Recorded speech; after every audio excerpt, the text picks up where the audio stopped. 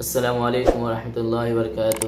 الحمد للہ رب العالمین والصلاة والسلام علی رسول الکریم، اما بعد فاعوذ باللہ من الشیطان الرجیم، بسم اللہ الرحمن الرحیم۔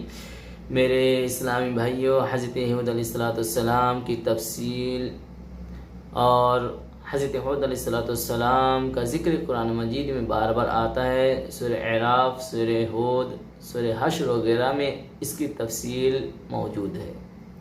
حضرت نوح علیہ السلام کی اولاد مدتوں تک بسی اور آہستہ آہستہ پھر اللہ تبارک و تعالیٰ کو بھول گئی، اور اس کے بعد پھر شیطان نے ان لوگوں کو بہکا کر بتوں کی پوجا کرنے پر لگا دیا۔ اس کے بعد جو اللہ تبارک و تعالیٰ اپنے بندوں پر بڑا رحم کرنے والا ہے، اس رب نے ان کے درمیان حضرت ہود علیہ السلام کو اپنا پیغمبر بنا کر بھیجا۔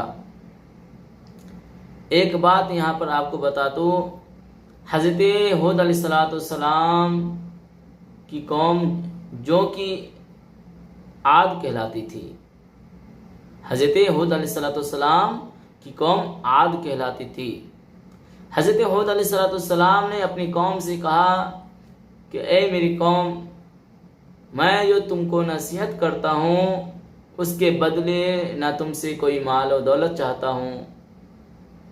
یہی بات حضرت نوح علیہ السلام نے بھی اپنی قوم سے کہا تھا کہ میں جو تمہیں نصیحت کرتا ہوں اس کے بدلے میں تم سے کچھ نہیں چاہتا۔ حضرت ہود علیہ السلام اپنی قوم سے کہتے ہیں کہ تم پوجا کرنا چھوڑ دو اور ایک خدا کی عبادت کرو۔ میرے اسلامی بھائیوں، حضرت ہود علیہ السلام اپنی قوم سے کہتے ہیں کہ تم اللہ تبارک و تعالیٰ کی بارگاہ میں توبہ کرو، اور جب تم توبہ کر لو گے تو اللہ تبارک و تعالیٰ تمہاری طاقت کو بڑھا دے گا اور آسمان سے پانی برسائے گا، جس سے تمہارے کھیت اور باغات اچھے ہوں گے۔ میرے اسلامی بھائیوں، وہ بولے کہ اے ہود، ہم تمہارے کہنے سے اپنے بتوں کو نہیں چھوڑ سکتے، تم کوئی نشانی دکھاؤ۔ ہم تو یہ سمجھتے ہیں کہ ہمارے بتوں میں سے کسی نے تم پر عاصب کر دیا ہے اور تم دیوانے ہو گئے۔ حضرت ہود علیہ السلام نے کہا، تم سب مل کر میرے لیے جو تدبیر کرنی چاہو کر لو، اور مجھے مہلت بھی نہ دو۔ میں خدا پر بھروسہ رکھتا ہوں جو میرا اور تمہارا پروردگار ہے۔ میرے ہاتھ اللہ تبارک و تعالیٰ نے تمہیں جو پیغام بھیجا تھا وہ میں نے تمہیں پہنچا دیا۔ اگر تم میرا کہنا نہ مانو گے تو اللہ تبارک و تعالیٰ تمہاری جگہ کسی اور لوگوں کو بسا دے گا، اور تم اللہ تبارک و تعالیٰ کو نقصان نہیں پہنچا سکتے۔ اس پر ان کی قوم نے کہا، روز تو ہمیں خدا کے عذاب سے ڈراتا ہے، جا اپنے خدا سے کہہ کہ ہم پر عذاب نازل کر دے اور اس میں ہرگز دیر نہ کرے۔ حضرت ہود علیہ السلام پر جو ایمان لائے تھے وہ غریب اور کمزور تھے۔ میرے اسلامی بھائیوں، یہاں پر ایک بات آپ کو اور بتا دوں کہ حضرت نوح علیہ السلام کی قوم میں جو ایمان لائے تھے پہلے، وہ بھی کمزور اور غریب لوگ تھے۔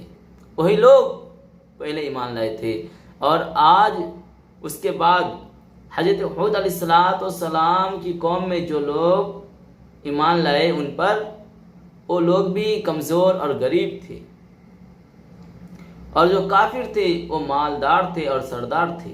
ان سب نے حضرت ہود علیہ السلام کا مذاق اڑایا۔ آسمان پر ایک بادل نمودار ہوا جسے دیکھ کر یہ سمجھے کہ بارش ہونے والی ہے۔